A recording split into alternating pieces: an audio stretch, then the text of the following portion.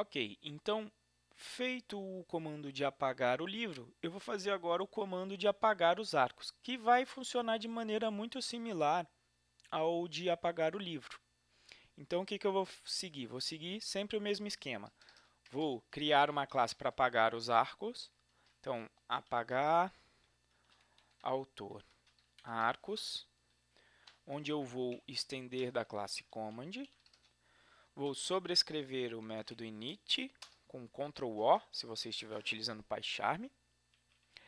E o que eu vou precisar? Assim como aqui em cima, né, posso até copiar a lógica, eu vou passar um ID do livro e vou precisar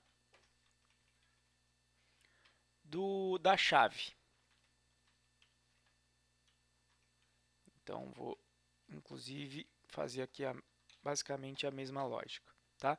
Por que eu estou fazendo isso sempre? Porque, de repente, você só quer utilizar um ou outro. Né? Se depois a gente quiser só remover autor, em vez de remover o livro como um todo, a gente vai poder reutilizar essa lógica aqui, tá? Sem precisar mexer em código. Então, qual é a ideia aqui do autor? Né?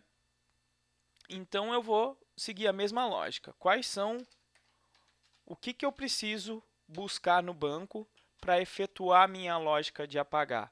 Bom, eu precisava ir no banco para achar, né, para utilizar essa query aqui para buscar todos os arcos do banco.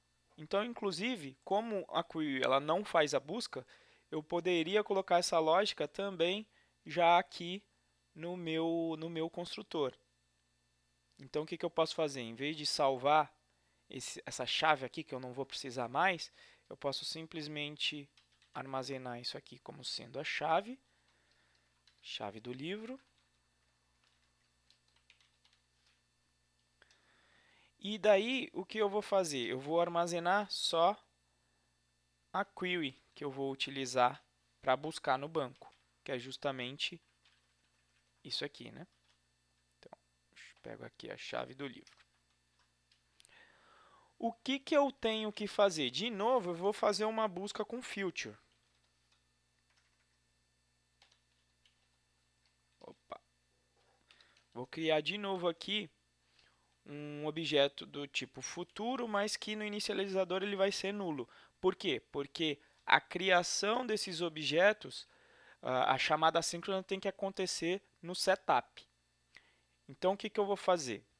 Aqui no setup, eu vou setar esse futuro, vou utilizar lá a minha query que eu criei, que é a query de busca, vou chamar o método fetchAsync. Como eu falei, todo método de busca tem a sua versão assíncrona. Como eu preciso só buscar as chaves, vou fazer a mesma coisa que eu fiz lá em cima, que foi setar esse código aqui para keys only, para eu buscar só as chaves. Tá certo? E aí, o que eu vou ter que fazer? Só tenho que finalizar a minha lógica no método, sobrescrever no método doBusiness. E o que eu tenho que fazer no doBusiness? Eu tenho que efetivamente chamar o getResult. Com um detalhe, o fetch, na realidade, ele me retorna uma lista de objetos de futuro. Tá? Então, ele me retorna uma lista completa desses futuros aqui. Tá certo? Então, o que eu vou fazer com esses objetos? Bom, eu vou ter que pegar essas chaves dos arcos, como? Chamando o getResult do futuro, do objeto futuro. Feito isso, o que eu preciso fazer? Só utilizar lá o NDB para apagar todas essas chaves de arcos. Então, é o mesmo código, basicamente, só que separado na arquitetura de comando que eu tenho aqui. Então, agora, o que eu vou fazer? Eu vou trocar tudo isso para o apagar arcos, vou construir o comando passando o book ID como parâmetro. Construído o comando, eu posso executá-lo.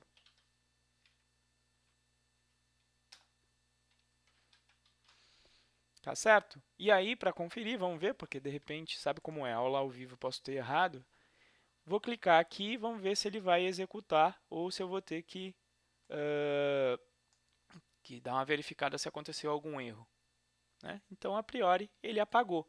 Mas veja como o código aqui começa a ficar mais claro. E como eu tenho essa lógica de comando, fica mais fácil de eu reutilizar esse código aqui em outros lugares. Se eu precisar apagar só um livro, a lógica está pronta. Se eu precisar apagar os autores, remover autores do livro, a lógica também já está pronta. Então, o meu handler passa a ser um integrador, né? Um cara que vai fazer uso dos comandos como se fossem pecinhas de Lego para construir a sua lógica. Tá certo? Mas aqui nesse código ainda tem um problema, que é o seguinte: quando eu executo esse comando aqui, ele executa por completo. Então, eu voltei a ter um comando, chamadas, né? O tempo vai demorar, porque ele vai ter que apagar um livro e depois ele vai ter que apagar o arco com o autor. Então, eu ganhei aqui reutilização de código, mas eu perdi performance. Tá certo? Então, o que eu vou fazer? Eu vou mostrar para você os comandos paralelos, que servem para você rodar comandos de maneira paralela no seu código. Tá certo? Só que eu vou colocar isso no próximo vídeo.